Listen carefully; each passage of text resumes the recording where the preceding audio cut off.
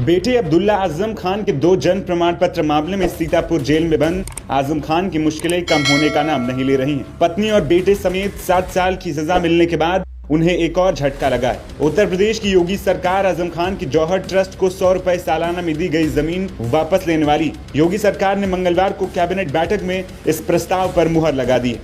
जनपद रामपुर में मुर्तजा उच्चतर माध्यमिक विद्यालय में आवंटित भवन भूमि को मौलाना मोहम्मद जौहर ट्रस्ट को वापस किए जाने के संबंध में ये भी आज लगभग इस भूमि का क्षेत्रफल 41,181 वर्ग फुट है। ये जब इनको आवंटित की गई थी तो इन्होंने शर्तों का उल्लंघन किया और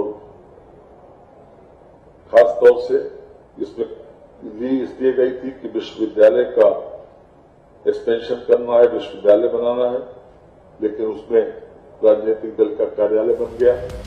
वहीं जमीन वापस लिए जाने के बाद ही सपा प्रमुख अखिलेश यादव की भी प्रतिक्रिया सामने आई। अखिलेश ने कहा कि अगर सरकार इसी परंपरा पर चलेगी तो आने वाली सरकारें भी ऐसे ही जमीन वापस लेंगी और आजम खान मुस्लिम है, इसलिए उनके साथ ऐसा बीजेपी कर रही। सरकार अगर इसी परंपरा पर चलेगी तो ये आने वाले समय के लिए उदाहरण बनेगा। ये जो ट्रस्ट हैं या जो संस्थाएं कभी कभी दी जाती हैं लोगों को अच्छे कामों के लिए, समाज के बेहतरीन कामों के लिए, स्कूल, मेडिकल या अन्य चीजों के लिए, अगर ये सरकार इस तरह जमीन वापस लेगी तो आने वाले समय में जो सरकारें आएंगी वो भी जमीनें लोगों की वापस लेंगी। और अगर मोहम्मद आजम खान साहब, आदरणीय आजम खान साहब के साथ इस तरह का व्यवहार हो रहा है, वो इसीलिए हो रहा है कि वो मुस्लिम है।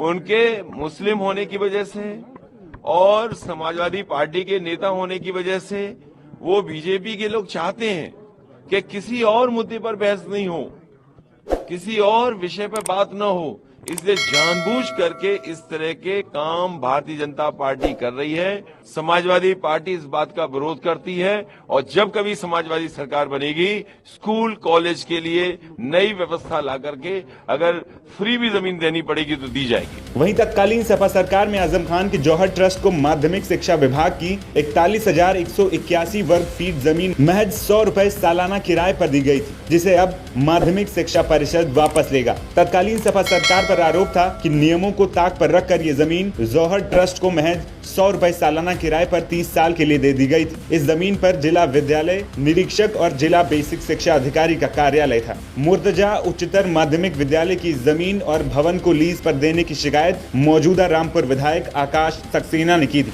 जिसके बाद जिलाधिकारी रामपुर ने जांच के लिए 4 सदस्यीय कमेटी का गठन किया था। कमेटी की जांच रिपोर्ट में आरोप सही पाए गए, जिसकी रिपोर्ट के आधार पर अब शासन की तरफ से इस जमीन को फिर से शिक्षा विभाग को वापस कराया जाएगा।